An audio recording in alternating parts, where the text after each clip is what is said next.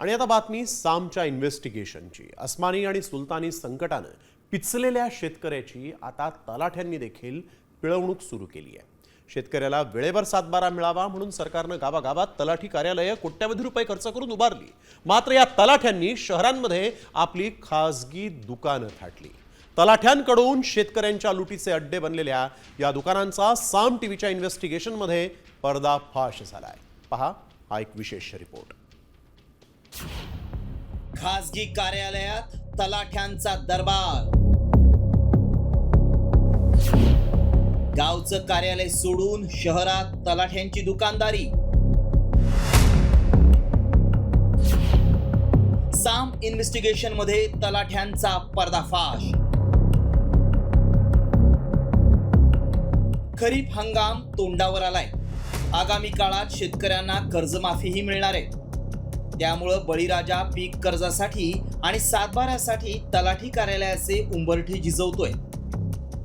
पण जालन्यातील मुजोर तलाठी गावातून आणि सरकारी कार्यालयातूनही गायब झालेत। गायब होय, विश्वास बसत नसेल तर जालन्यातल्या अंबड गावातल्या तलाठ्यांचं हे अधिकृत सरकारी कार्यालय पहा। अंबड तालुक्यातील धाकलगाव येथे आपण पाहू शकतो हे तलाठी कार्यालय धाकलगाव आहे। याची इमारत आहे, एकदम दुरावस्थेत झालेली आपल्याला पाहायला मिळते। इमारत आपण बघूयात। अशा प्रकारे दुरावस्था जी आहे ती धाकलगाव येथील तलाठी सजा कार्यालयाची झालेली आपल्याला पाहायला मिळते।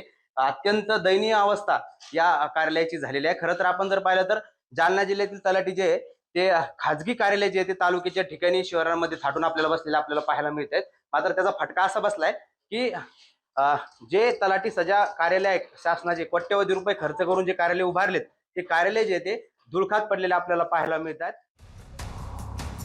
मग गावातला तलाठी गेला कुठे?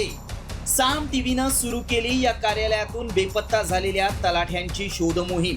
त्यात सामच्या टीम समोर जे काही आलं ते थक्क करणारं होतं। शहरातल्या एका व्यापारी गाळ्यात या महाभागांनी स्वतःचं खासगी दुकान थाटलं होतं आणि तिथूनच सरकारी कारभार सर्रास सुरू होता।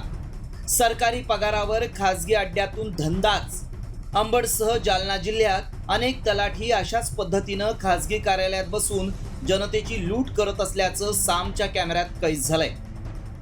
तलाठी सजावर न थांबता तलाट्यांनी तालुक्याच्या ठिकाणी दुकान मांडलेलं आपल्याला पाहायला मिळतंय। खरं तर तलाट्यांनी गावात थांबणं अपेक्षित असतं, तलाठी सजाला थांबणं अपेक्षित असतं।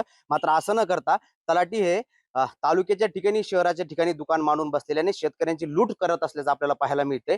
या कार्यालयामध्ये तलाठी देखील उपस्थित नाही, त्यांच्या एजंट मार्फत शेतकऱ्यांना सातबारा असेल, बाकीचे जे इतरत्र डॉक्युमेंट असतील ते पुरवले जातात आणि शेतकऱ्यांची लूट केली जाते।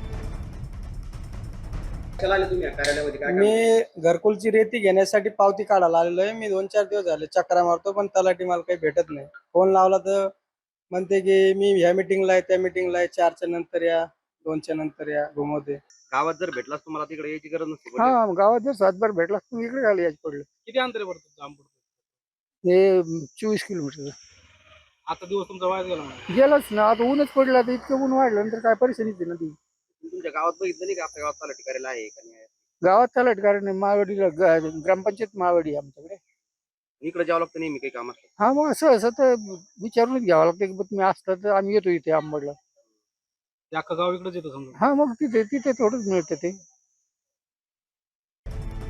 शेतकऱ्यांची सोय व्हावी यासाठी शासनानं गावागावात तलाठ्यांना कोट्यवधी खर्च करून कार्यालये बनवून दिली। पण शेतकऱ्यांच्या लुटीचा काळा धंदा तेजीत चालवण्यासाठी जिल्ह्याभरात अशी अनेक खासगी कार्यालये आजही सर्रास सुरू आहेत। काय कारण असेल सर शहरामध्ये दुकान थाटायचं? म्हणजे गावात काय अडचण नाही? गावात आर्थिक देवाणघेवाणीला थोडी अडचण येते। अंबड सारख्या किंवा तालुक्याच्या ठिकाणी तिथं कोणी मध्यस्थ नसतंय। डायरेक्ट आर्थिक देवाणघेवाणीचे सगळे व्यवहार इथं त्यांच्या मनमानी पद्धतीने होतात। त्यामुळं त्यांना सोयीचं ठरतंय। आर्थिक देवाणघेवाणीच्या, चेरीमेरीच्या, भ्रष्टाचाराला कुरण ठरणारे हे सगळे तालुक्याच्या ठिकाणचे कार्यालय आहेत।